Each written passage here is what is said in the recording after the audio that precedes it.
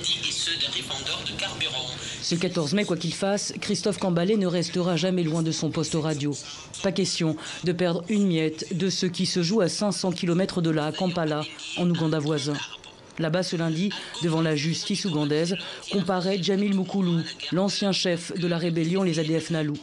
Christophe Cambalé aurait préféré que le milicien soit jugé ici, à Béni, en RDC, là où son mouvement aurait massacré d'innombrables civils, dont son frère, sur ce portrait. Beaucoup de personnes ont été tuées par Djamil Mukulu et plusieurs autres ont été enlevées. Il est l'auteur de plusieurs exactions. Il a violé, il a volé. Il y a certaines mamans qui ont été doublement tuées et on leur a ensuite introduit des bâtons dans les organes génitaux.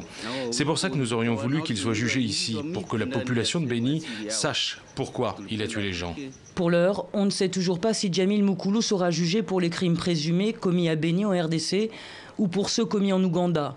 La justice ougandaise a 30 jours pour décider si elle peut juger ou non le chef rebelle, et si oui, pour quel chef d'accusation. Cela fait 4 ans que les familles des victimes congolaises exigent d'être partie prenante dans ce procès, en vain pour l'instant. Nous, comme société civile de Béni, nous voulons nous constituer en partie civile dans ce procès, mais également nous voulons que les familles des victimes soient représentées à ce procès en vue de réclamer l'indemnisation des membres des familles. 1600 personnes massacrées selon la société civile depuis 2014. Ils sont nombreux à s'accrocher à ce procès, faute peut-être de mieux. Car Djamil Mukulu a été arrêté en 2015 et après lui, les massacres de civils à Béni se sont poursuivis, voire amplifiés.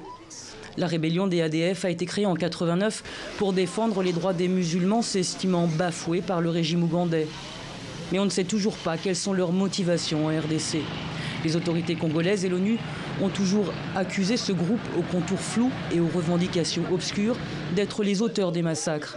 Une version contestée en 2015 par le groupe d'études sur le Congo de l'Université de New York.